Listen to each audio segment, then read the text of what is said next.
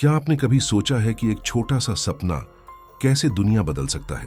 एक ऐसी कहानी जो आपको रोंगटे खड़े कर देगी और आपके दिल को छू लेगी।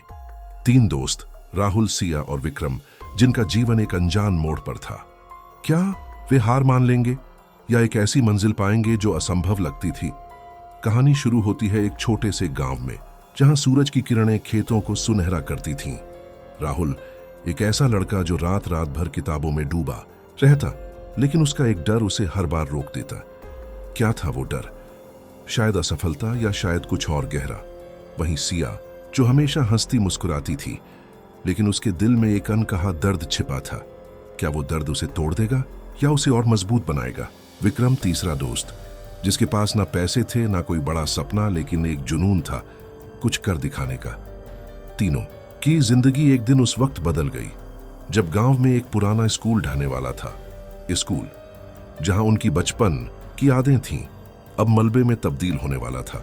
लेकिन क्या ये तीनों इसे बचा पाएंगे या ये सिर्फ एक और हार होगी?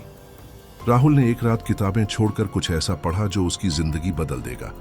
एक पुरानी डायरी जिसमें लिखा था, सपने वो नहीं जो सोते वक्त देखे जाते हैं, सपने वो हैं जो आपको सोने न दें। क्या ये डायरी कोई रहस्य खोलेगी? उसने सिया और विक्रम को बुलाया और तीनों ने एक पागलपन भरा फैसला लिया। वे स्कूल को बचाएंगे, लेकिन कैसे? उनके पास ना पैसा था ना कोई ताकत। सिया ने एक आइडिया दिया, गांव वालों को इकट्ठा करके एक फंड जमा करने का। लेकिन क्या गांव वाले उनकी बात मानेंगे या उन्हें पागल समझकर हंसेंगे? पहले दिन जब सिया ने गांव के चौपाल पर बात रखी तो लोग हंस पड़े। तुम बच्चे ये क्या कर लोगे? एक बुजुर्ग ने ताना मारा। क्या सिया टूट जाएगी या वो कुछ ऐसा करेगी जो सबको चौंका दे? विक्रम, जो हमेशा चुप रहता था, उस दिन कुछ ऐसा बोला कि सब हैरान रह गए। अगर हम नहीं तो कौन? उसकी आवाज में एक आग थी, लेकिन क्या ये आग सिर्फ शब्दों तक सीमित थी या कुछ बड़ा होने वाला था? तीनों ने रात दिन मेहनत शुरू की। राहुल ने ऑनलाइन क्राउडफंडिंग का रास्ता ढूंढा। क्या यह रास्ता आसान होगा या इसमें कोई नया खतरा इंतजार कर रहा था? पहला हफ्ता कोई मदद नहीं, लोग उनकी मेहनत को मजाक समझ रहे थे। दूसरा हफ्ता एक अनजान शख्स ने 500 रुपए का दान दिया। कौन था वो शख्स?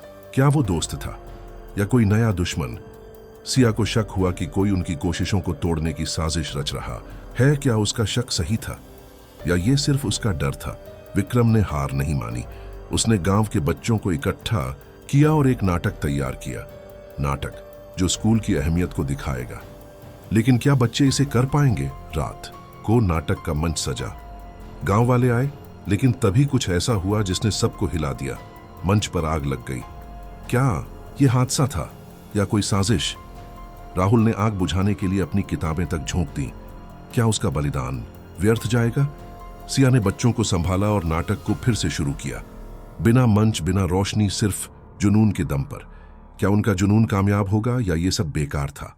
गांव वालों की आंखें नम हो गईं। उस रात कुछ ऐसा हुआ जो किसी ने नहीं सोचा था। लोगों ने अपने पैसे, अपने गहने, अपनी मेहनत, सब कुछ स्कूल के लिए दे दिया। लेकिन क्या इतना काफी था? तीनों दोस्तों ने दिन रात मेहनत की। ऑनलाइन कैंपेन वायरल हो गया। एक अनजान शहर से एक बड़ा दान आया, लेकिन इसके साथ एक शर्त थी। क्या वो शर्त उनकी जीत को हार में बदल देगी? राहुल ने डायरी में एक और पन्ना पढ़ा, सपने तभी सच होते हैं जब आप हार को गले लगाते हैं। क्या ये लाइन उनकी जिंदगी का सबसे बड़ा सबक बनेगी? आखिरी दिन जब स्कूल का आखिरी ईंट रखा गया, गांव वाले तालियां बजा रहे थे। सिया, राहुल और विक्रम ने एक दूसरे को देखा।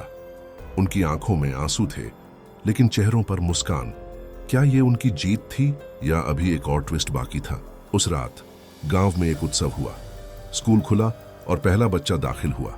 वो बच्चा कोई और नहीं, विक्रम का छोटा भाई था। अंत में तीन दोस्तों ने न सिर्फ एक स्कूल बचाया, बल्कि एक गांव का भविष्य संवारा। हर कदम पर रुकावट, हर पल में शक, लेकिन उनके जुनून ने सब कुछ बदल दिया। तो आप, हाँ आप, क्या आप अपने सपनों के लिए इतना जुनून दिखा सकते हैं?